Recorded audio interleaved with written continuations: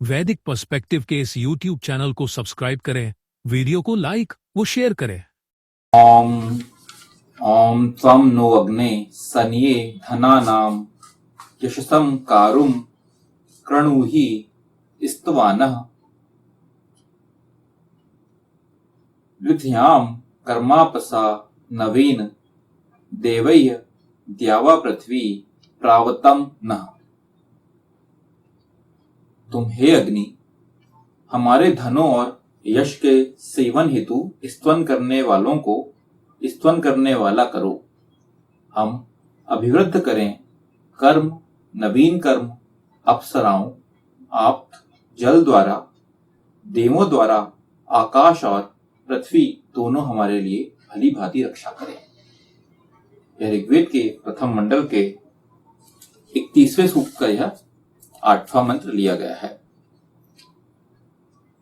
इस मंत्र और इस सूक्त के जो ऋषि हैं वह भगवान हिरण्यस्तूप आंगिरस हैं। दिव्य विषय अर्थात देवता जो है वह है अग्नि, प्रकाश की ओर ले जाने वाला। और जो मंत्र है 8वां मंत्र, इसका जो छंद है वह है त्रिष्टुप और स्वर है वह है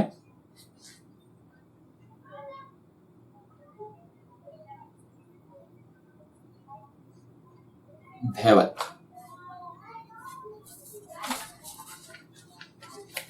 तीन फुटनोट है इसमें। तुम हे अग्नि हमारे धनों और यश के सेवन हेतु स्तवन करने वालों को स्तवन करने वाला करो। त्वम अग्ने न धनानां यशसं सन्ये कारुं स्तवानः कृणुहि। स्तवन करने वालों को स्तवन करने वाला करो। कारुम कृणुहि स्तवानः का तात्पर्य यह है कि स्तवन करने का केवल प्रदर्शन मात्र ना हो। अब यहाँ पे जो शब्द यूज किया जा रहा है वह है स्तवन। और स्तवन का मतलब क्या होता है, इसका मीनिंग क्या होता है? तो जो हमारा वैदिक संस्कृत है उसमें स्तवन का मतलब होता है उपासना।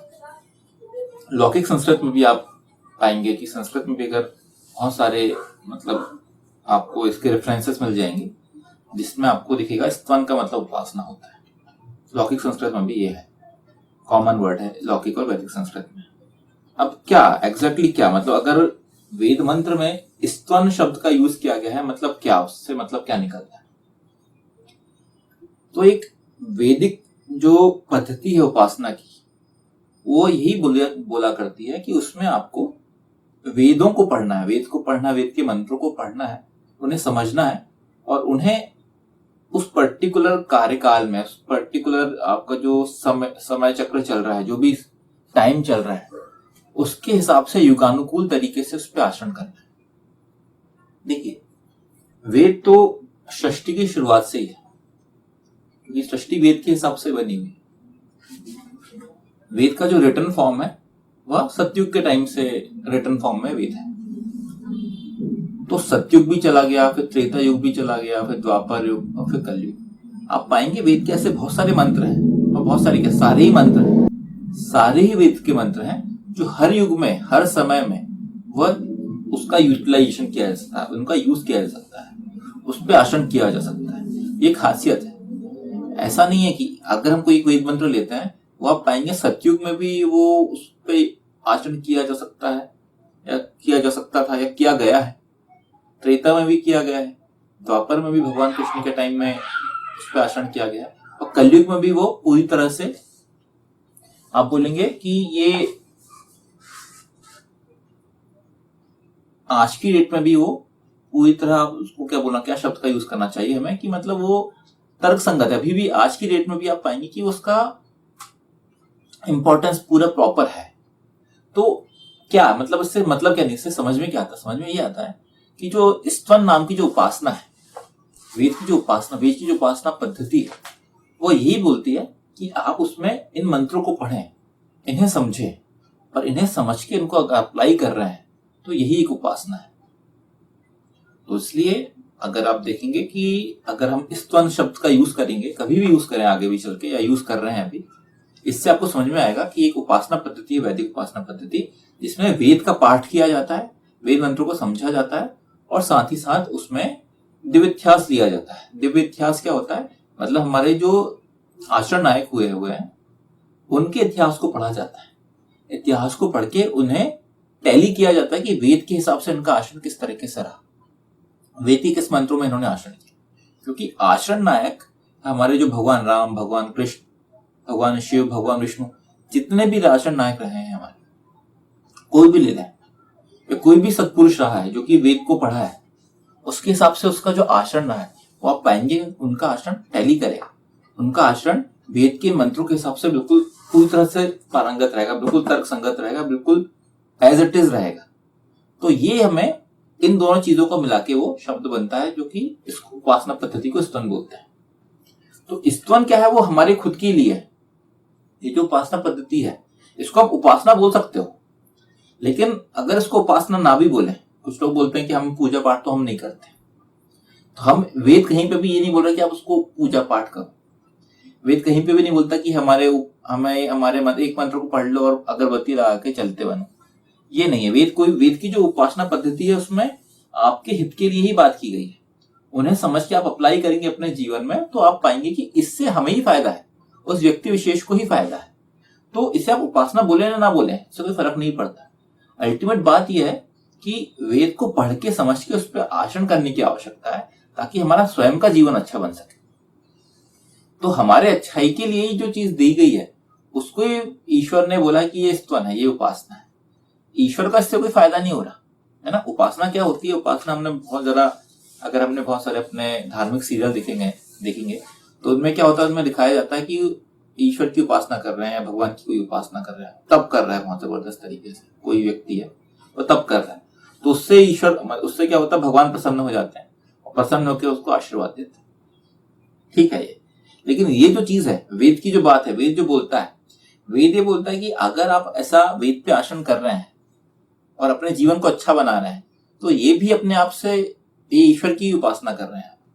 मतलब ये हमारे लिए बोल के ये हमें सोचना चाहिए कि एक तो हम अपना खुद का ही भला कर रहे हैं, ईश्वर को तो हम कुछ कर नहीं रहे हैं।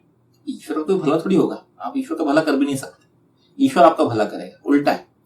तो हम खुद का भी भला कर रहे हैं और उस काम को करने के लिए ईश्वर स्वयं भी प्रसन्न हो रहा है और हमें बोल रहा है कि तुम हमारी उपासना कर रहे हो। तो मतलब ये तो आप समझिए कि कितना आप दिलदार है, मतलब कितना ईश्वर कितना अपने आप को नॉर्मल रखते हुए लोगों की तरफ उसका प्रेम है, व्यक्ति विशेष के प्रति प्रेम है ईश्वर का, कि अपने लिए काम कर रहे हो और वो भी ईश्वर अपने आप की अपने को बोल रहा है कि मेरी उपासना तुम कर रहे हो। तो यहाँ पे यही बोला, स्तवन के बारे में बात की गई है।